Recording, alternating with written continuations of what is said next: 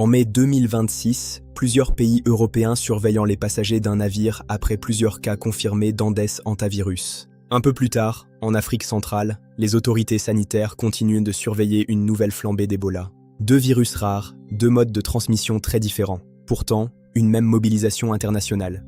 Alors, pourquoi ces virus font-ils l'objet d'une telle attention ? Le hantavirus, identifié scientifiquement sous le nom Andes hantavirus, est un virus principalement présent en Argentine et au Chili. Son milieu naturel connu, c'est-à-dire le réservoir animal connu et identifié, est le rongeur. Ils peuvent porter le virus sans développer de maladies graves. Le virus Andes est considéré comme rare à l'échelle mondiale. Selon l'OMS, les infections restent peu nombreuses. Nous avons, en termes de chiffres, globalement entre 10 000 et plus de 100 000 infections par an dans le monde. On a toutefois la majorité des cas en Asie et en Europe. Cependant, les formes américaines comme le virus Andes hantavirus restent très rares. Quelques centaines de cas sont rapportés chaque année. La transmission interhumaine du virus de type Zand existe, mais reste rare et les cas recueillis et documentés sont généralement dus à des contacts rapprochés et prolongés. Les agences humanitaires précisent que ces cas restent rares et limités. Cependant, il y a une attention particulière portée sur ce virus à cause du fait qu'il provoque un taux de syndrome respiratoire très élevé. Son taux de mortalité peut être très élevé et les cas interhumains sont inhabituels pour ce type de virus, d'où l'attention particulière qui lui est portée. Nous avons pour la forme Andes américaine 20% à 50% de létalité selon OMS qui se base sur les résultats des prises en charge médicales. En France, une patiente française infectée par le hantavirus après son rapatriement du navire MV Ondius est hospitalisée à Paris. Un médecin de l'hôpital Bichat indique qu'elle présente une forme sévère avec atteinte cardio-pulmonaire. Selon les données relayées par l'Associated Press, 11 cas ont été signalés au total, dont 9 confirmés et 3 décès. Les autorités sanitaires poursuivent le suivi des personnes exposées. Par ailleurs, en Italie et en Espagne, les ministères de la Santé annoncent que 17 personnes suivies pour une possible infection au hantavirus ont été testées négatives. Les autorités précisent que 4 cas suivis en Italie et 13 personnes placées en quarantaine à Madrid ont obtenu de nouveaux tests PCR négatifs. Dans le même temps, les autorités sanitaires maintiennent les dispositifs de surveillance autour des personnes concernées. Aucun nouveau cas confirmé n'est annoncé dans ces 2 pays au moment de la publication. Aux Pays-Bas, le navire MV Ondius, lié à plusieurs cas confirmés de hantavirus, est attendu au port de Rotterdam. Les autorités néerlandaises prévoient des procédures de quarantaine pour les 25 membres d'équipage restants ainsi que pour 2 personnels médicaux présents à bord. Selon les autorités et l'opérateur Oceanwide Expeditions, l'arrivée du navire reste confirmée à ce stade. Enfin, les mesures sanitaires continuent d'être appliquées autour du suivi des passagers et de l'équipage concerné par cette opération.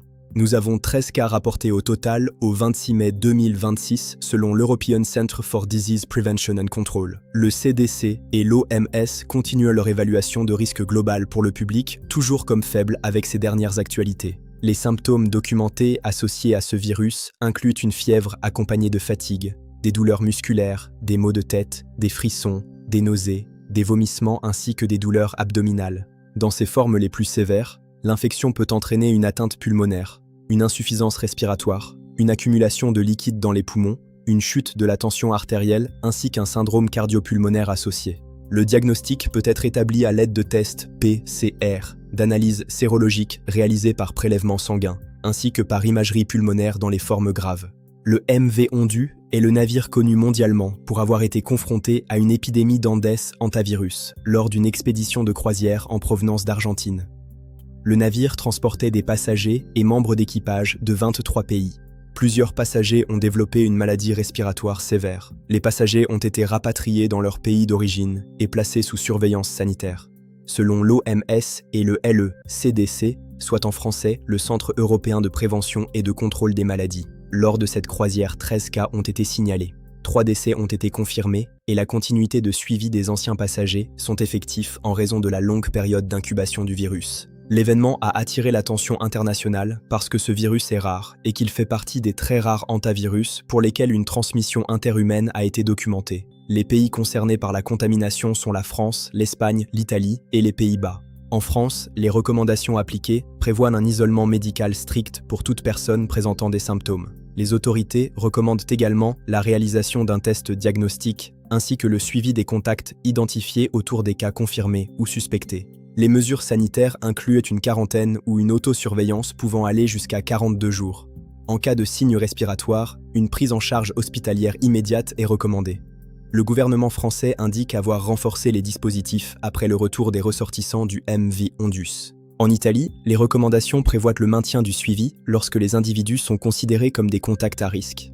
Les autorités peuvent appliquer une quarantaine ou une surveillance sanitaire selon l'évaluation nationale du risque. Les recommandations indiquent également qu'un nouveau test doit être réalisé uniquement en cas d'apparition de symptômes compatibles.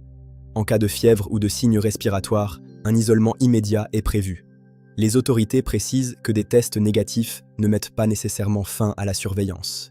En Espagne, les recommandations incluent le transfert des ressortissants espagnols vers l'hôpital central de la Défense Gómez-Ulla à Madrid. Les autorités sanitaires maintiennent une quarantaine sous supervision médicale pour les personnes concernées.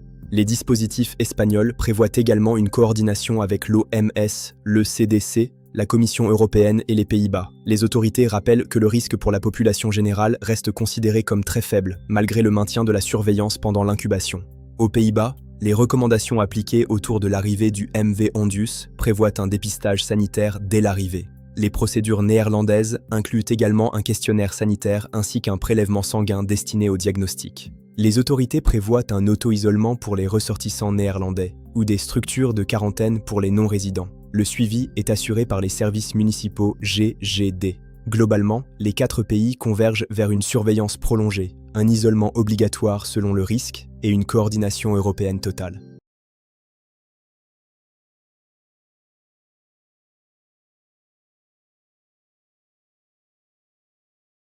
L'origine exacte du premier virus d'Ebola n'est pas connue à ce jour. On dit qu'il s'agit d'une zoonose, c'est-à-dire d'une maladie transmise à l'être humain à partir d'animaux. Les scientifiques considèrent les chauves-souris frugivores comme les hôtes naturels les plus probables. Le virus circule chez certaines chauves-souris, puis peut contaminer d'autres animaux sauvages comme les gorilles, les chimpanzés et l'antilope. L'être humain se trouve infecté lors de contacts non précautionneux avec un animal contaminé ou sa carcasse. En 1976, on découvre au Soudan une flambée, puis au Zaïre, on identifie un nouveau virus, Ebola. Son nom provient de la rivière Ebola, située près de la localité de Yamboukou, où fut observée l'une des premières flambées reconnues. Ebola est souvent mortel, avec un taux de létalité d'environ 50%. Les variations vont de 25% à 90%. Les souches impliquées sont Zaïre, Soudan et Bundibugyo. Pour la souche Zaïre, nous avons des vaccins et des traitements approuvés. Ce virus se transmet par contact direct avec le sang infecté, des liquides biologiques, les vomissements, les selles ou des surfaces contaminées. Ebola ne traverse pas facilement une peau intacte. La contamination survient par les muqueuses ou une plaie. Ebola n'est pas considéré comme capable de pénétrer une peau. Cependant, toute forme de produits contaminés présents sur la peau peuvent être transférés vers les yeux, la bouche, le nez ou une plaie par la main. Les personnels de santé portent des équipements de protection individuelle très stricts. Une procédure rigoureuse est ensuite appliquée pour retirer ces équipements afin d'éviter tout transfert de contamination vers le soignant. Cette phase de retrait est l'une des plus critiques. Les protocoles prévoient un ordre précis de retrait, des désinfections répétées et la supervision par un observateur formé. Au début de la maladie, Ebola peut ressembler à de nombreuses autres infections. Fièvre, fatigue, douleurs musculaires, maux de tête et nausées sont peu spécifiques et imposent une surveillance accrue avant confirmation. Lorsque l'on a confirmation en laboratoire, la détection des cas est particulièrement efficace. Comme Ebola se transmet par contact quasi direct, un suivi de 21 jours est nécessaire afin d'effectuer un isolement rapide des nouveaux cas. L'Ebola est un virus à ARN. Son information génétique est stockée sous forme d'acide ribonucléique. Chez ces virus, l'ARN remplace l'ADN comme support du patrimoine génétique viral. Le virus transporte donc directement son génome sous forme d'ARN. On utilise le test RT-PCR pour transformer l'ARN viral en ADN grâce à l'enzyme transcriptase inverse. L'OMS et le CDC considèrent ce test comme la référence pour le diagnostic des infections à Ebola. Le RT-PCR permet de confirmer un cas suspect et de détecter rapidement une infection active pour orienter l'isolement. Un résultat négatif obtenu trop tôt ne permet pas toujours d'exclure définitivement la maladie. D'autres tests existent, comme les tests antigéniques rapides, utilisables sur le terrain mais moins sensibles. Le test sérologique ELISA, lui, recherche les anticorps pour confirmer une infection passée. Ce virus inquiète pour sa vitesse de propagation locale, dans des zones où les systèmes de santé sont considérés comme fragiles. On dispose d'un vaccin pour la souche Zaïre, mais les autres restent à l'étude. La gestion repose sur l'identification rapide des cas et le contrôle des chaînes de transmission. Les autorités internationales maintiennent leurs dispositifs de surveillance autour de ces virus hautement pathogènes. À première vue, Ebola et les hantavirus semblent appartenir à des mondes différents, par leurs origines et leur mode de transmission. Mais ces deux maladies rappellent que la santé humaine reste étroitement liée au monde animal. Leur apparition nous rappelle que la surveillance sanitaire, la recherche scientifique et la détection précoce demeurent les meilleures armes. Comprendre le mode de transmission reste la mesure la plus efficace pour réduire le risque.